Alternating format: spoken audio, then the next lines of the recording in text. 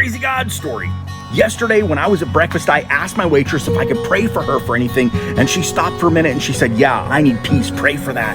She'd been out of prison for 3 years and in that time had never gone back to the way that she used to be before she was incarcerated, but she was really stressed out that that might happen soon. You see, she was on parole and under constant court-ordered supervision, and she felt like that was the thing that was keeping her from relapsing, but her parole was about to end.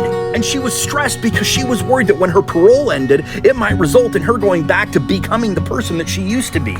So I shared my story with her about how I used to be a terrible person and I couldn't change no matter how hard I tried, and I almost went to prison as a result. But when I gave my life to Jesus, the Holy Spirit radically changed me and has kept me from ever going back to the way that I used to be. It turns out she got saved while she was in prison and was radically changed, but since she'd been released, she hadn't been in fellowship with other believers or living in relationship with God or under any kind of spiritual influence, and so she didn't realize that the change the Holy Spirit made in her when she got saved was permanent. And so I talked with her for a while about what it looks like to live in a relationship with God where He's constantly working at us to keep us from going back to who we used to be and how it's not court-ordered supervision.